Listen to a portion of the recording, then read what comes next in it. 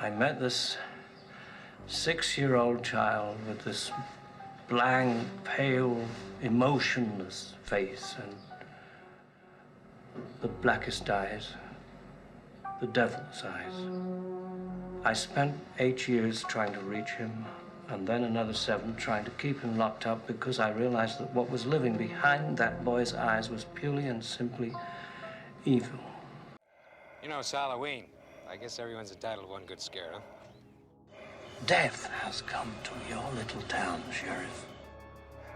What's the boogeyman? As a matter of fact, it was.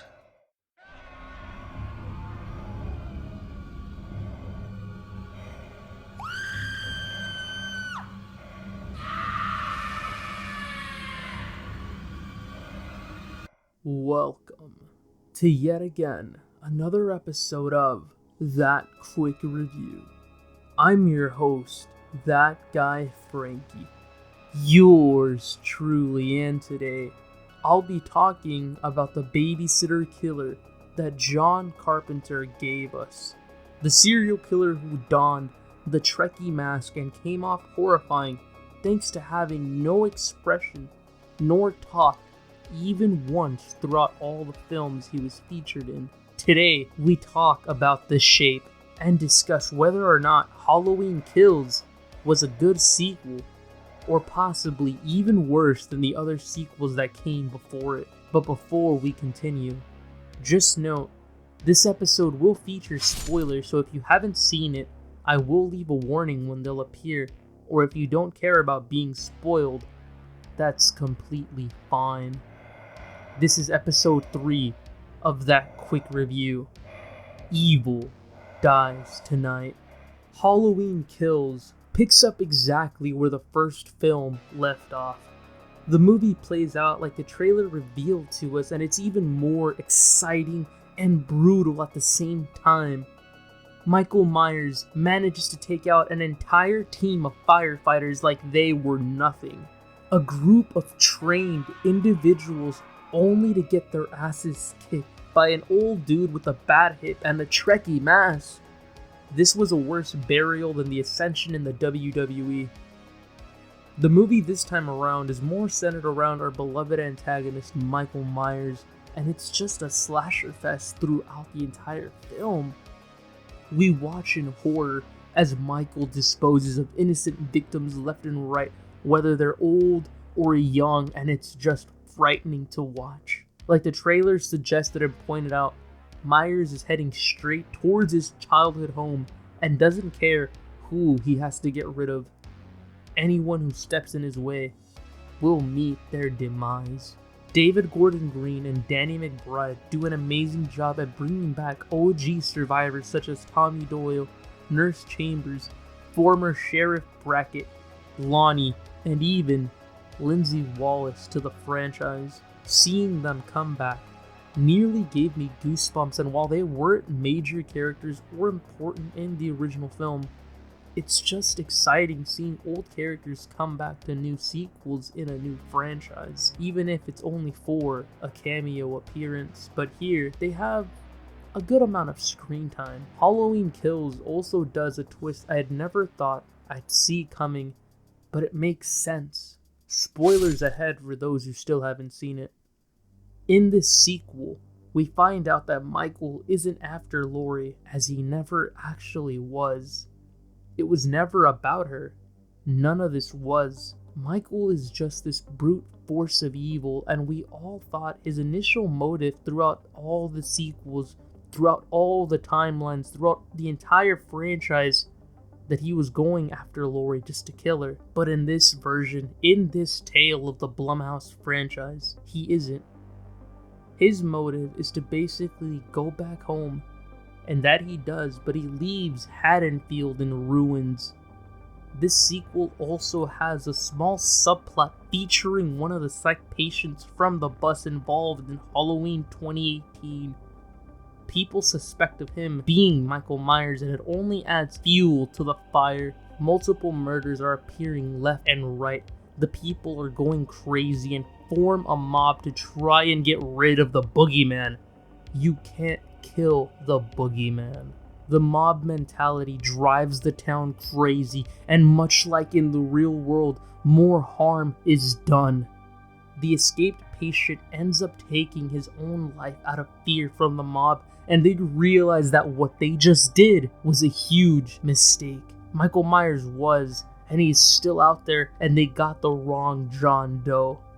Similar to Carpenter's first movie, Halloween Kills ends with our antagonist and characters back at the Myers house. The mob this time around does a decent job at beating up Mike, but this slasher doesn't go down without a fight and wounds a couple of members from the mob, but he is outgunned and outmanned.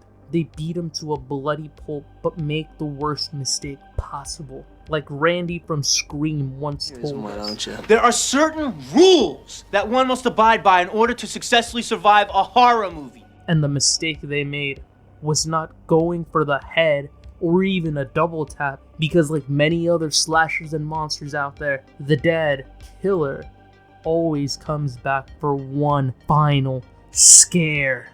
Stop breathing! No!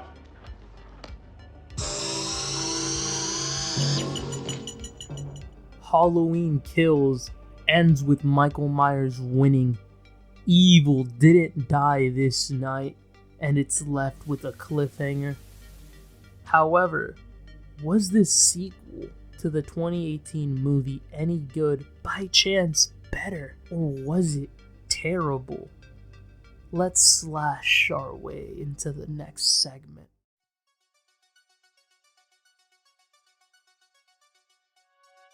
While I do love the pacing this sequel brought, with only a runtime of an hour and 45 minutes, just 3 minutes shorter than the first one, it still managed to get the job done.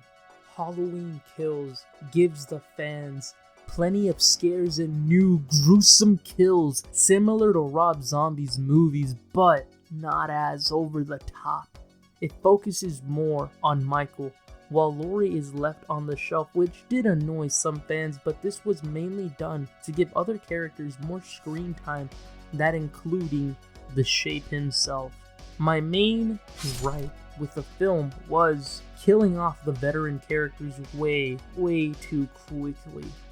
The characters didn't exactly die when they were introduced to us, but what I mean is that they die in this movie and aren't gonna come back for the sequel.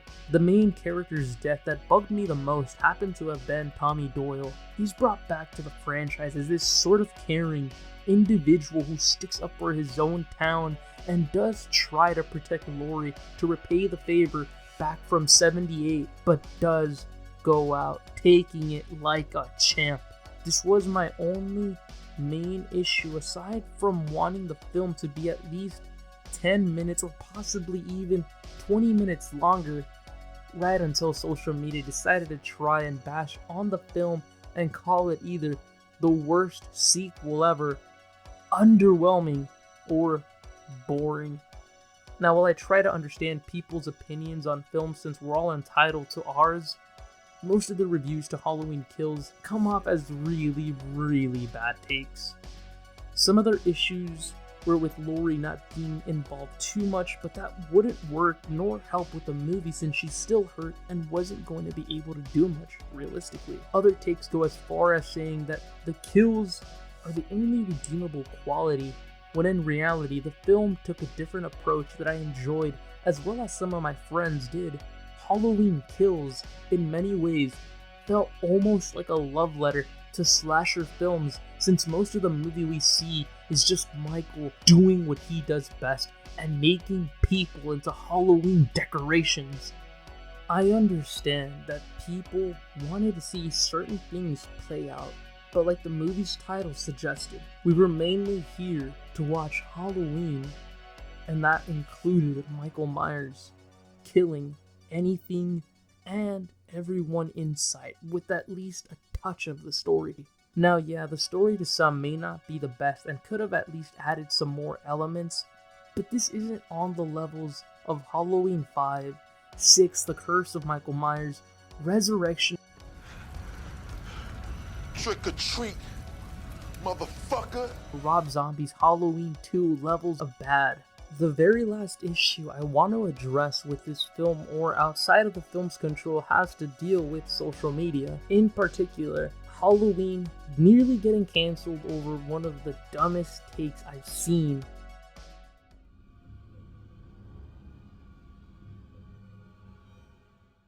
Michael Myers is not homophobic. I really can't believe I have to say this and that these words are coming out of my mouth, but Michael Myers in the Halloween franchise has never been homophobic. The fact that I have to say this is just really fucking stupid. The fact that people really thought that Michael Myers, the fictional serial killer that we all grew up with since we were really young, calling him homophobic is fucking absurd. It makes no sense, but the fact that I have to talk about this just pisses me off even more because of how dumb it fucking sounds. I know that certain groups need or want representation in films, and horror has recently been doing a good and bad job of it. The Scream MTV series was one that didn't exactly hit for me, but it was a good show that at least had a good amount of representation for a certain group out there. And the new current Chucky TV series is doing a phenomenal job at exploring a lot of things in the eyes of a young tween. A tween that is very much confused about his sexuality and all the things going around him. In the case of Halloween Kills, however, this is the main issue that a lot of people had. There's a gay couple in the film, and they're honestly really good. I never had any ill thoughts, considering that one of the actors that's in this film that plays one of the significant others of the couple is played by Michael McDonald. And for those of you that don't know, he is actually an underrated comedian. I remember watching him when I was much younger, when I wasn't supposed to, and I honestly shouldn't have, but on Mad TV, and he would play a sketch comedy character, one of my favorites being Stuart, but he was also in a bunch of horror movies from what I remember. He was featured in Leprechaun, but seeing him here in Halloween Kills was just really great. I loved the performance between him and his co-star, Scott MacArthur. They're presented to us as this fun, loving couple that actually cares about each other, and they do a great job of just creating chemistry on screen. Like, you feel like they're actually dating. I love it, even for the time that they were on. It just flows and it works so well. But this is where everyone, or at least a small amount of people, decided to make an entire shitstorm of it. They own the Myers house, which unfortunately does lead to them dying, since Michael doesn't exactly want to share his home. This scene alone was blown out of proportion when it shouldn't have. Michael Myers doesn't care who you are or what you are. He doesn't care if you're young or old, unless you're a child or a baby, since he didn't exactly kill the baby in the 2018 sequel. Michael Myers will kill almost everyone. They blew this out of proportions a lot more than It Chapter 2, where Pennywise ate a dude's heart out. And it really shouldn't have blown out of proportion like this. I don't like talking about these certain topics a lot, since it is very weird to discuss, but I had to vent it out because I'm very fucking frustrated that this is the reason that this movie nearly got fucking canceled over one of the dumbest fucking takes out there. Like, please, do your research. Just do your fucking research on this character. There's nothing about the Halloween franchise, like I stated, that makes the character homophobic. But yeah, it's really stupid that I have to talk about this and address these issues from social media that I've been seeing.